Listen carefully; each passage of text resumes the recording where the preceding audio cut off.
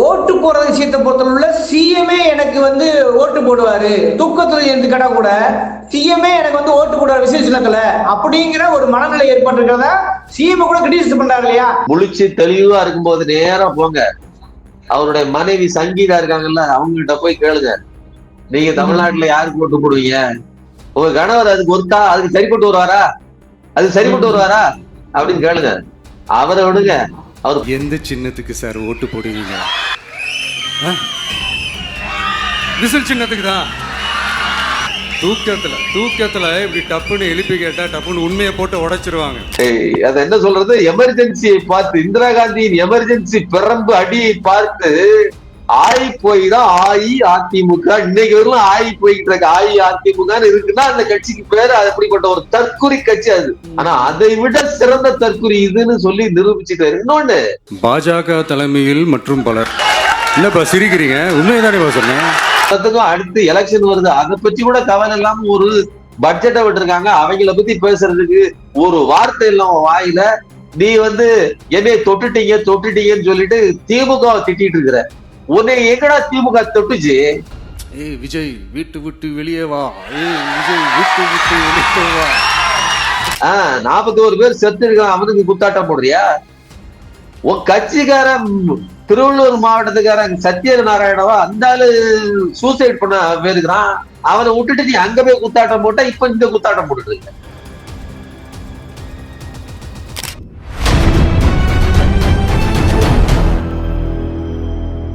அறக்கழகம் பார்வையாளர்களுக்கு வணக்கம். இன்று நாம் சந்திக்கிற அரசியல் ஆளுமை ஊடகவியலாளர் சுமல்கவி அவர்கள். வணக்கம்.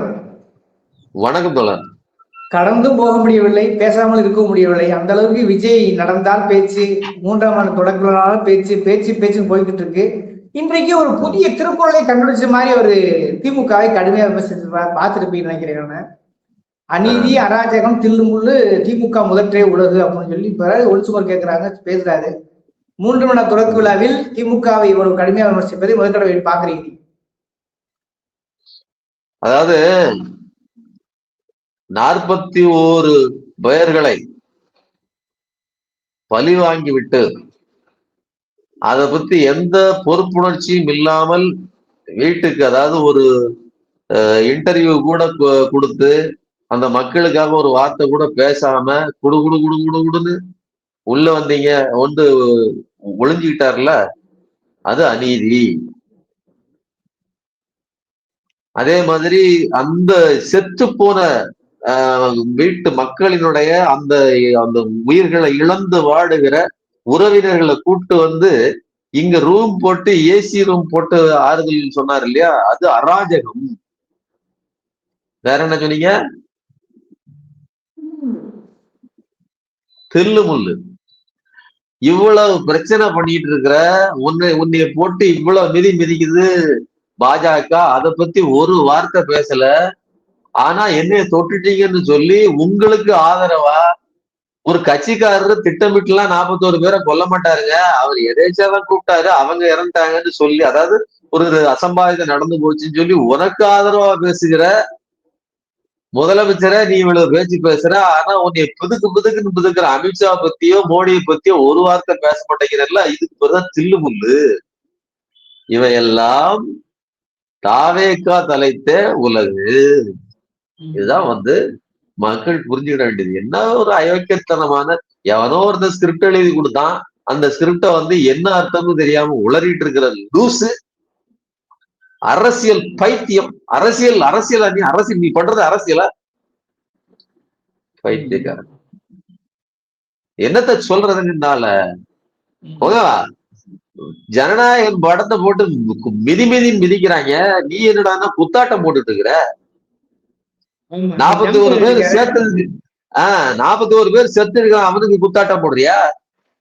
உன் கட்சிக்காரன் திருவள்ளூர் மாவட்டத்துக்காரன் சத்யநாராயணவா அந்த ஆளு சூசைட் பண்ண போயிருக்கிறான், அவனை விட்டுட்டு நீ அங்க போய் குத்தாட்டம் போட்ட, இப்ப இந்த குத்தாட்டம் போட்டுட்டு இருக்க.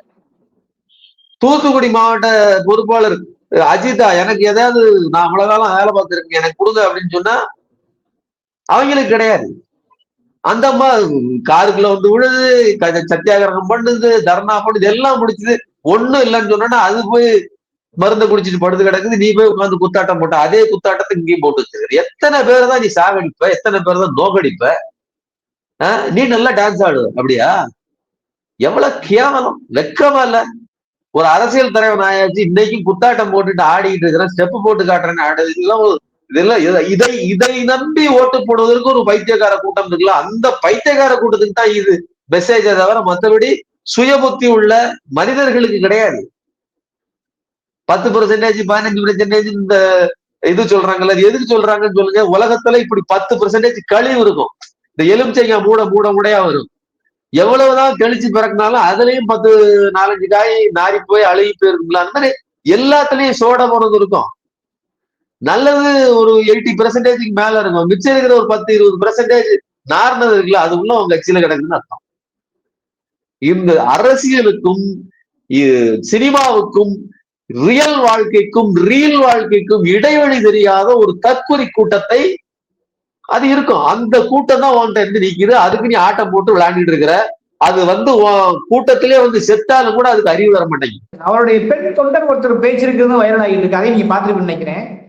MK ஸ்டாலின் தான் கேட்க, அந்த ஆள் ஆம்பளையா இருந்தாருன்னா, உண்மையிலேயே அந்த ஆள் ஆம்பளையா இருந்தாருன்னா என் தளபதி நிக்க வேண்டிய தொகுதியில அந்த ஆள் நிக்க வச்சு ஜெயிக்க வைங்க பாக்கலாம். குறிப்பாக பெரியார தன் தலைவராக சொல்லக்கூடிய அந்த இதுல ஆண் பெண்கிறதெல்லாம் பேதம் பார்த்தா ஆம்பளையா இருந்தா அப்படின்னு சொல்லி முதலமைச்சர் ஒருமையில பேசி எப்படி பாக்குறது, எப்படி புரிஞ்சுக்கிறீங்க? இல்ல அவங்களுக்கு அதாவது பெரியாரு அவங்களுக்கு முதல்ல அவங்களுக்கு பெரியாரு அண்ணான்னா என்னதே தெரியாதுங்க. அந்த பெண்களை விட்டுருங்க, அவங்கள விட்டுருங்க. இந்த கட்சி நடத்துறாரு இந்த விஜய் தற்கூரி தலைவன் இருக்காரு, இவருக்கு தெரியுமா பெரியார் என்ன போராட்டம் பண்ணார் தெரியுமா உனக்கு? சட்ட எரிப்பு போராட்டம் எந்த வருஷம் நடந்துச்சு தெரியுமா உனக்கு? ஸ்கிரிப்ட் இல்லைன்னா அவனால அந்த நம்பரை சொல்ல முடியுமா? என்ன ஏன் பெரியார் சுதந்திரத்தை துக்க நாள்னு சொன்னாரு? ஏன் வெள்ளைக்காரனே பரவாயில்லன்னு சொன்னாரு? சொல்ல முடியுமா உன்னால? ஏன் அண்ணா முரண்பட்டாரு? கருத்தியல் ரீதியா சொல்ல முடியுமா உன்னால? மாநிலத்தில் சுய ஆட்சி மத்தியில் கூட்டாட்சின்னு சொன்னாரு, அதுக்கு என்ன பொருள்னு தெரியுமா உனக்கு? இருக்கிற பேருக்கு எல்லாம் கூப்பிட்டு நான் ஆட்சியில் பங்கு அதிகாரத்தில் பங்கு தாரேன்னு சொல்லி கூப்பிட்டு கொடுக்குறதா அது அதிகாரம்? இங்க ஸ்திரமான ஆட்சி வேணும், அங்க ஒன்றியத்துல எங்களுடைய கூட்டத்தில் ஆட்சி வேணும் அப்படின்னா மட்டும்தான் ஒன்றியத்தில் இருக்கக்கூடிய கவர்மெண்ட் எங்க சொல்படி கேட்கும். நாங்க இங்கே மக்களுக்கு ஸ்திரமான ஒரு அரசை கொடுக்க முடியும், மக்களுக்கு சரியான ஒரு திட்டங்களை நிறைவேற்ற முடியும். அப்ப இங்கே ஒரு சுயாட்சி வேண்டும், அங்கே கூட்டாட்சி வேண்டும்னு தெளிவா சொல்லிட்டு போன ஒரு தலைவரை கையில வச்சுட்டு நீ என்ன சொல்ற?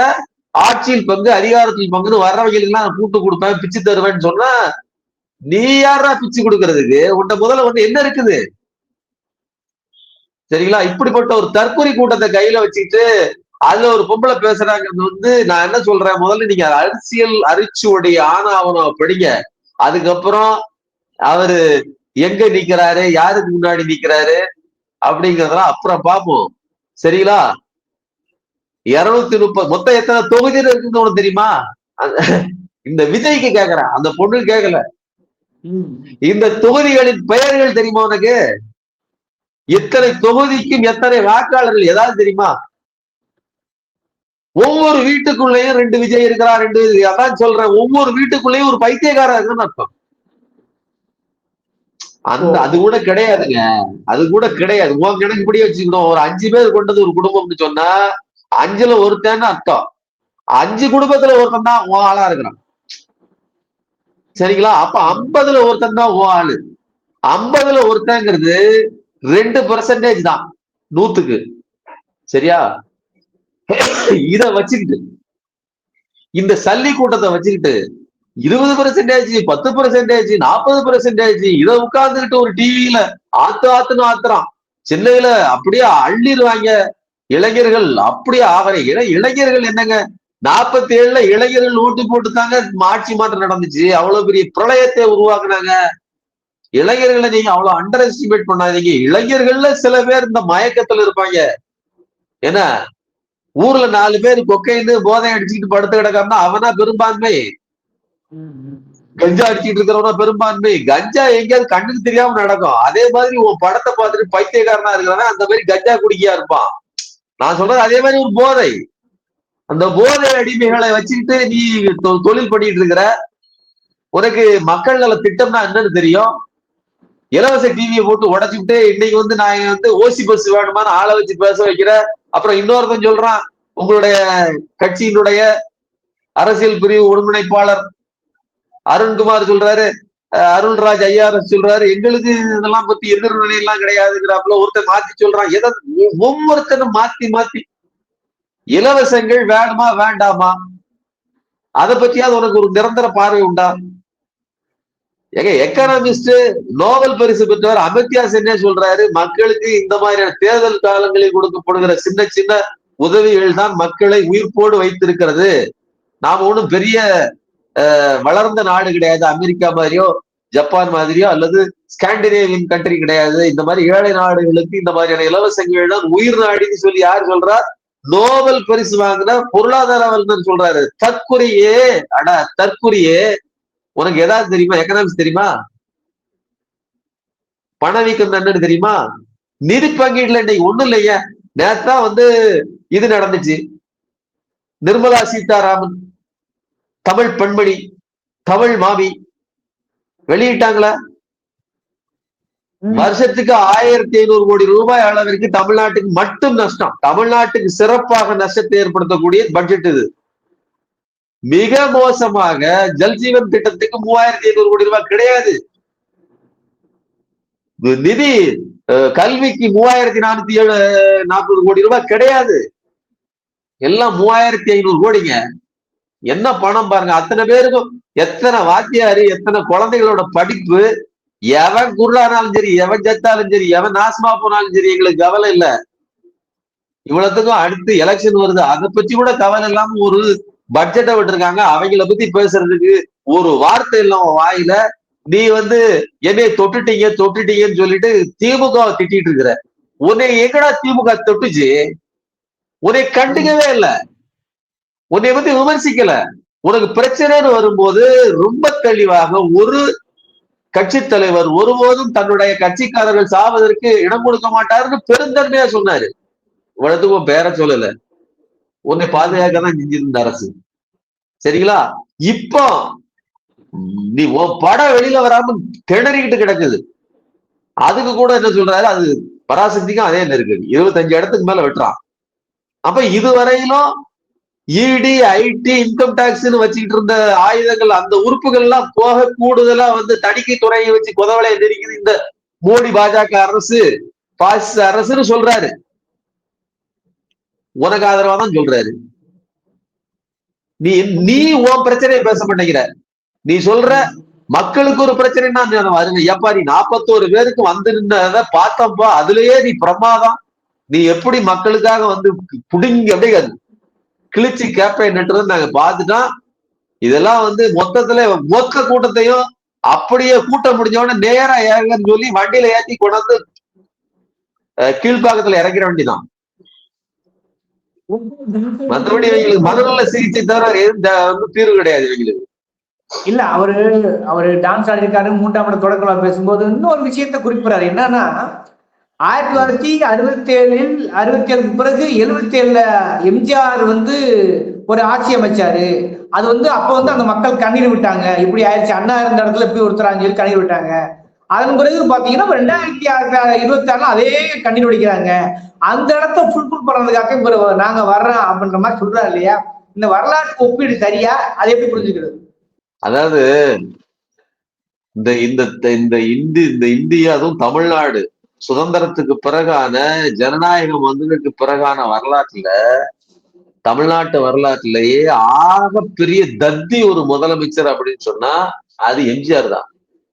ஜெயலலிதா கூட கிடையாது. ஜெயலலிதாவுக்கு முரட்டடியான சில இதுகள் உண்டு. ஆனா இந்த ஆள மாதிரி ஒரு தற்குறியை நாம பார்த்ததே கிடையாது. எம்ஜிஆர் மாதிரி தற்குறி நம்பர் 1 எம்ஜிஆர் தாங்க.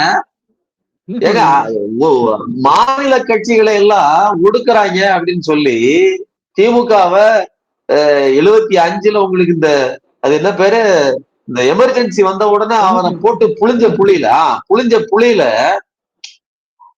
அதாவது இன்னும் ஒருத்தரை போட்டு அடியில இன்னொருத்தர் அப்படி நான் அப்ரூவர் ஆயிடுறாங்கன்னு சொல்லுவாங்கல்ல, அந்த மாதிரி போலீஸ் ட்ரீட்மெண்ட்ல அந்த மாதிரி அடி வாங்குறாரு கலைஞர். திமுக அவ்வளவு வலிகளை தாங்குது, அவ்வளவு நெருக்கடிகளை தாங்குது. ஆனாலும் திமுக நிக்குது. கலைஞர் அவ்வளவு, அதாவது ஆள் உருவம் இல்லைங்க, நெஞ்சில் இருக்கிற உரம் வில்லோட நிக்கிறாங்க. இன்னைக்கு இருக்கக்கூடிய முதலமைச்சர் அன்னைக்கு அடி வாங்குறாரு. அவர் கூட இருந்தவர் அடி வாங்குறவர் இறந்து போனாரு. இவருக்கு விழ வேண்டிய அடி அவருக்கு விழுந்தவர் தப்பிச்சிருக்காரு. இவ்வளவு நெருக்கடிகளா ஒரு கட்சி பாக்குது. இவர் பார்த்துட்டு என்ன பண்றாரு, அவசர அவசரமா ஐயோ நம்ம கட்சி ரீஜனல் பார்ட்டியா இருந்துச்சுன்னா இந்த மாதிரி போட்டு மிதிச்சிருவாங்கன்னு சொல்லி அவசர அவசரமாக ஆல் இந்தியா, அகில இந்திய அண்ணா திராவிட முன்னேற்ற கழகம் ஆஇ, அங்க ஆயில் போன கட்சி அது. அந்த அத என்ன சொல்றது, எமர்ஜென்சியை பார்த்து, இந்திரா காந்தியின் எமர்ஜென்சி பெரம்பு அடியை பார்த்து ஆயி போய் தான் அஇஅதிமுக இன்னைக்கு வரலாம் ஆயி போய்கிட்டு இருக்க. அஇஅதிமுக இருக்குன்னா அந்த கட்சிக்கு பேரு அப்படிப்பட்ட ஒரு தற்குறி கட்சி அது. ஆனா அதை விட சிறந்த தற்குறி இதுன்னு சொல்லி நிரூபிச்சுட்டாரு. இன்னொன்னு, அது மட்டுமா, கிரிமில இடஒதுக்கீட்டுக்கு அண்ணா பேர்ல கட்சி ஆரம்பிச்சுட்டு சமூக நீதி கொள்கையை கொண்டாந்துட்டு இடஒதுக்கீட்டுல கிரீமி லேயர் முதல்ல கொண்டாந்த புத்திசாலி இந்த யாரு, எங்க அப்பா தான் சொல்லுவாரு. நான் எங்க அப்பா இல்ல, அவர் காங்கிரஸ்காரரு, தொப்பி தலையம் பாரு, சரிங்களா. இந்த எம்ஜிஆரினுடைய ஆட்சி தான், சரிங்களா. அவரு அடுத்த என்ன பண்றாரு, ஐயோ இவ்வளவு பெரிய அடி விழுந்துருச்சே, மக்களுக்கு இடஒதுக்கீட்டுல கை வச்சுட்டேன்னு சொல்லித்தான் பிறகு அதை 50% கூட்டுறாரு. 50க்கு மேல நினைக்கிறேன், 51 நினைக்கிறேன், கூட்டுறாரு. எதுக்கு சொல்ல வரேன், எதுக்கு சொல்ல வரேன்னா, இவருக்கு சுய பத்தி எல்லாம் கிடையாதுங்க. அரசியல்ல அடிபட்டுட்டு திரும்பி வர்ற ஆளு, பிரச்சனை வரக்கூடாது முன்கூட்டியே சரண்டர் ஆகக்கூடிய ஒரு அடிமை,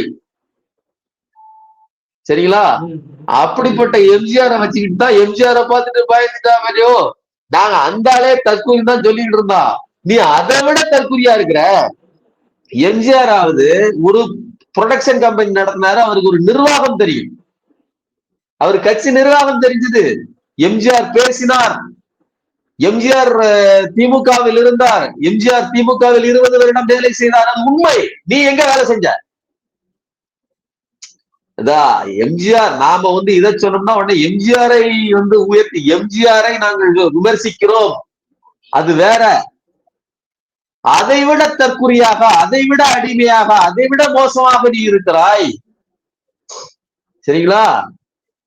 அதான் சொல்றான். அதனால எம்ஜிஆரை விமர்சிக்கவே இல்லை. எம்ஜிஆர் என்னும் அரசவை கோமாளின்னு புதிய ஜனநாயகத்துல 2000 வாக்குல ஒரு பெரிய கட்டுரையே வந்திருக்கு. அதை போய் படிக்க சொல்லுங்க இந்த ஆளை.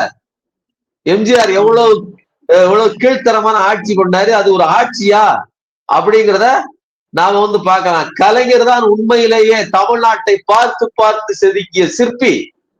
அவர் தான் தமிழ்நாட்டுக்கு என்ன சொல்றது,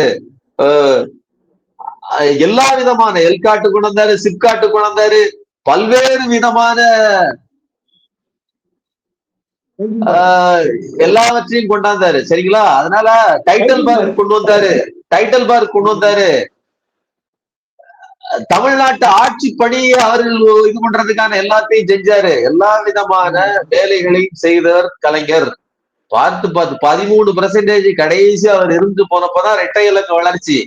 அதுக்கு பிறகு அம்மையார் ஜெயலலிதா, எடப்பாடி பழனிசாமி டைவடிச்சு கீழே போச்சு. இப்பதான் 2வது இரட்டை இலக்க வளர்ச்சி. அப்போ எப்போதெல்லாம் திமுக ஆண்டிருக்கோ அப்ப மட்டும்தான் தமிழ்நாடு தலை குனியாது, தமிழ்நாட்டை தலைகுனிய விடமாட்டேன் அப்படின்னு கலைஞரும் வாழ்ந்தார், கலைஞர் மகன் ஸ்டாலினும் வாழ்றாரு. நீ யாரு? நீ உன் பிரச்சனைக்கு இன்னைக்கு வரலும் வாய் திறந்து பேசல. மற்றவர்களாவது பிரச்சனைக்காக அடிபடிந்து விழுகிறார்கள். நீ வாங்குற அடியே வெளியில சொல்லி கத்த கூட செய்யறது கிடையாது. என்னைய தொட்டுட்டீங்க நான் வந்துட்டேங்கிற, உன்னைய பிதுக்குன்னு பிதுக்குறான் ஒன்றிய அரசு. அப்படியே கழுத்தை நெரிக்கிறான். ஒரு என்ன சொல்றதுன்னா, ஒரு மலைப்பாம்பு தன்னோட இறையை அப்படியே சுத்தி அப்படியே ஸ்குவீஸ் பண்ணுவோம், அப்படியே புழிஞ்சு எடுக்குவோம், அப்படி புளியறான். ஒரு சத்தம் கிடையாது. ஆனா உன்னை ஒண்ணுமே பண்ணாம பாத்துக்கிட்டு இருக்குது இந்த அரசு. ஒரு ஜனநாயக தன்மையோடு நீயும் ஒரு கட்சிக்காரன் தான், நீ இருந்துட்டு போ. ஜனநாயகத்துல இந்த மாதிரியான கட்சிகள் வரும், விமர்சனங்கள் வரும், அதை பத்தி எங்களுக்கு கவலை இல்லைன்னு பாத்துட்டு இருக்கு திமுக. அதை விமர்சிச்சுட்டு இருக்கிற. ஏன்னா உனக்கு உண்மையிலே தில் இருந்துச்சுன்னா இந்த பாஜகவையும் பாஜகவின் கூட்டணி கட்சி மற்றவர்கள் அவங்களெல்லாம் பத்தி பேசுறதுக்கு வாய் இருந்தா பேசு. உண்மையிலே உனக்கு பிரச்சனை கொடுப்பது அவர்கள் தான். அவர்களை பற்றி பேசுகிறது என்னுடைய கருத்து. ஓட்டு போற விஷயத்தை பொறுத்தவரை சிஎம்ஏ எனக்கு வந்து ஓட்டு போடுவாரு, தூக்கத்துல இருந்து கேட்டா கூட சிஎம்ஏ எனக்கு வந்து ஓட்டு போடுவார் விசேஷத்துல அப்படிங்கிற ஒரு மனநிலை ஏற்பட்டிருக்கிறதா சிஎம் கூட கிரிட்டிசைஸ் பண்றாரு இல்லையா? இறுதி என்ன சொல்ல வரீங்க? அதாவது தூக்கத்துல அப்படி எழுந்துச்சு கேட்டீங்கன்னா டபார்னு ஏதாவது சொல்லிடுவாங்க அப்படின்னு சொல்றாரு. தூக்கத்தெல்லாம் வேண்டாம், முழிச்சு தெளிவா இருக்கும்போது நேரா போங்க. அவருடைய மனைவி சங்கீதா இருக்காங்கல்ல, அவங்க கிட்ட போய் கேளுங்க, நீங்க தமிழ்நாட்டுல யாருக்கு ஓட்டு போடுவீங்க? உங்க கணவர் அதுக்கு ஒருத்தா அதுக்கு சரிப்பட்டு வருவாரா? அதுக்கு சரிப்பட்டு வருவாரா அப்படின்னு கேளுங்க. அவரை விடுங்க, அவர் பையன் இருக்காருல்ல, அவர்கிட்ட கேளுங்க, உங்க அப்பா அதுக்கு சரிப்பட்டு வருவாராப்பா? அத்தாச்சி அதுக்கு சரிப்பட்டு வருவாப்லையா? அத்தாச்சி அத்தாச்சி ஏதாவது சொல்லுங்க அத்தாச்சி அப்படின்னு போய் கேட்டீங்கன்னா சொந்த குடும்பத்தில் உள்ளவங்களே தூக்கி வீசுவாங்க. இன்னைக்கு வரையிலும் அவங்க குடும்பத்துல அப்பா மக, அதாவது விஜய் அப்பாவுக்கு, அதாவது சந்திரசேகருக்கு எந்த அனுமதியும் கிடையாது, ஒட்டுறவு கிடையாது. சந்திரசேகரா ஒட்டிக்கிடுறாரு, சந்திரசேகருக்கு பேராசைக்காரர் இருந்தாலும் அதீத பேராசைக்காரர். அவரு தன் மகன் இப்படி தன்னை அவமரியாதையா தூக்கி போட்டுட்டு வீசிட்டு போனாலும், தொடர்ச்சி போட்டு போனாலும் அவர் பின்னாடி போய் ஒட்டிக்கிடுறாரு. ஆனா அப்படி அவருடைய மனைவியோ மகளோ மகனோ ஒட்ட மாட்டாங்க. அவங்க கிட்ட போய் கேளுங்க, இந்த நாட்டுக்கு விஜய் தேவையா? அவங்க வீட்டுக்கே தேவையில்லைன்னு வச்சிருக்காங்க, நீங்க நாட்டுக்கு வேற தேவையான்னு கேக்குறீங்க. ஓகே ஓகே, உங்க கடுமையான விமர்சனத்தை அப்படியே மக்கள் பார்வைக்கு வெற்றி இந்த விவாதத்தை சொல்ல அனைத்து நேரம் ஒதுக்கே மாட்டேங்குது. நன்றி.